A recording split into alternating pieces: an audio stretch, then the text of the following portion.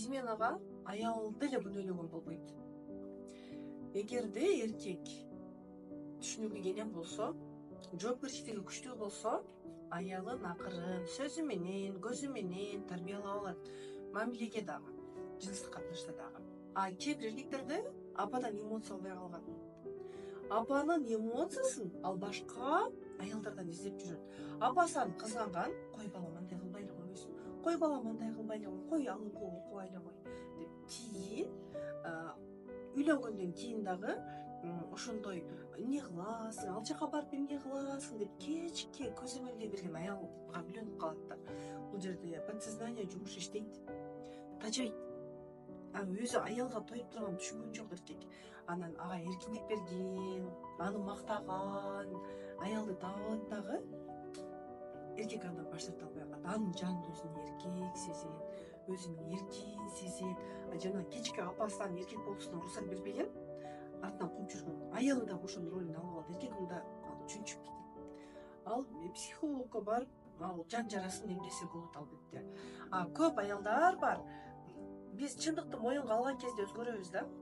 Баары эле өзүңдүн чындыгыңды мойнуңа албай эркек жаман десең деле өмүрүң өтөт. Анан билим керек болуп турган, өзгөрөм, кандай болсо дагы мен жашап аткандан кийин өзгөрүшүм керек, мамилемди таттуу кылгым келет деп адам каалаган нерсесине аракет кылгысы келсе, анда муну угуңуз. Бул эркек дейли. Бул аял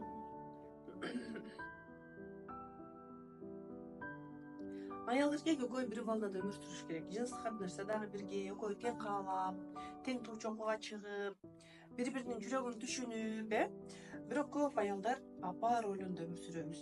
Эмнеге мындай күрүч алып алдың? Эмне мындай картошка алып алдың? Ойлоп коюп белең, койчу, ойлонбой эле иш кылып саласың да деген сыяктуу. Анан эркектин сага жыныс мүчөсү турабы? Сени каалайбы кучактагысы келеби деген тема бар да. Эгер ушундай ролдо болсоңуз, анда сиз эркектин жанында жоксуз. Кээ бир аялдар бар, кичинекей кыз сыяктуу. Уялат жыныстык катнашта, ачыла албайт, кучакта десе кучактап койгон болду. Эркек айтса кылып койду болду, өз аракет кыла албайт жыныстык катнашта.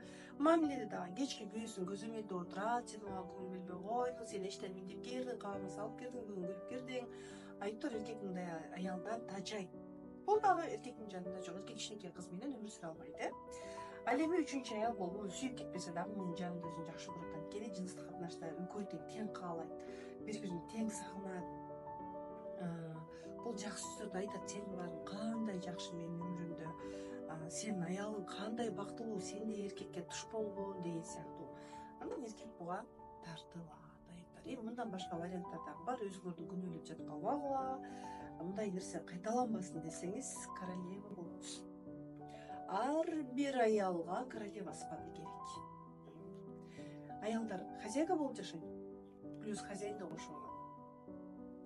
Жең төшөктө күчтүү, бирок күндүз сүйлөшө албайт. Түнкү мамиле керек деген менен күндүзгү мамиле жок. Королева деген ким? Чоң адам деңгээлинде сүйлөшө билет.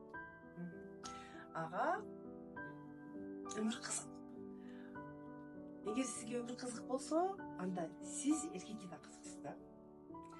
Королева спатын курушуу үчүн өзүңүздүн инсан экениңизди тааныңыз. Айып сыры сунуштар.